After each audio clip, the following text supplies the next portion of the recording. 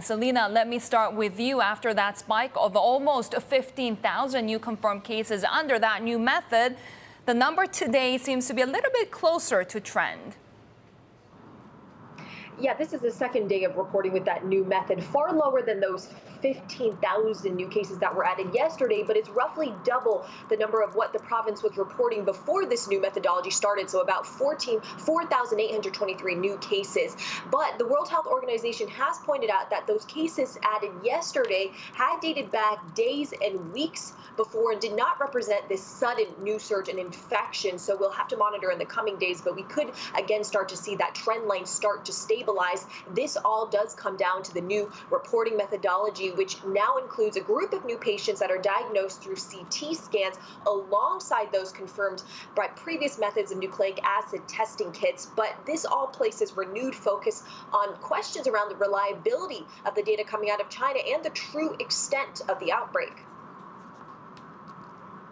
And Yvonne, the latest in terms of disruptions or paranoia in the tourism sector, we had that cruise ship here in Sydney, the Norwegian Jewel just behind me actually, reports coming out that there was a patient that was being tested for coronavirus. We've since heard from the cruise ship company though.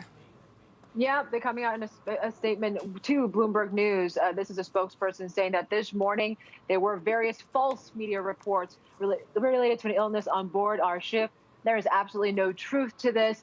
The vessel remains in operation and all guests on board are in good health. This is after we learned from the newspaper there saying that the Norwegian Jewel arrived in Sydney this morning. They were testing a Singaporean man who fell ill with respiratory illness. The company coming out saying that is in fact not the case. But as you mentioned, this just goes to show the fear that countries and even the tourism industry are facing right now after that Diamond Princess cruise had 218 cases where people contracted the coronavirus. We saw an additional 44 yesterday.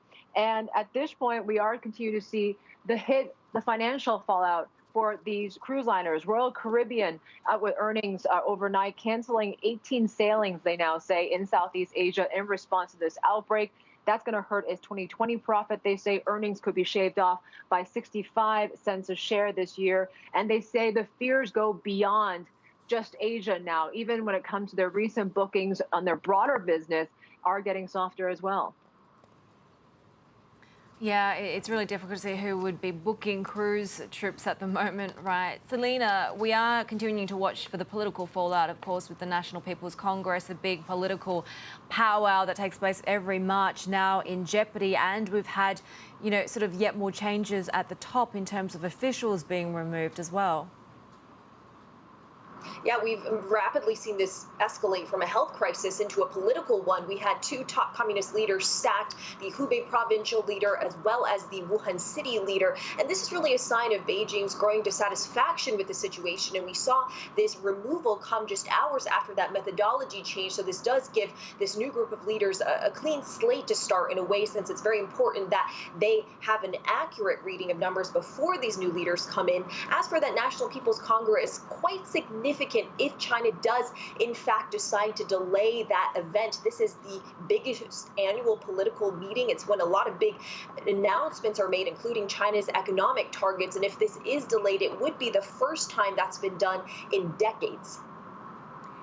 Yvonne, now we also have another death outside mainland China, this time in Japan.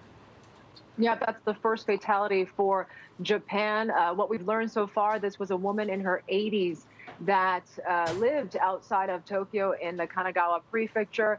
And she initially was actually being treated for a separate condition.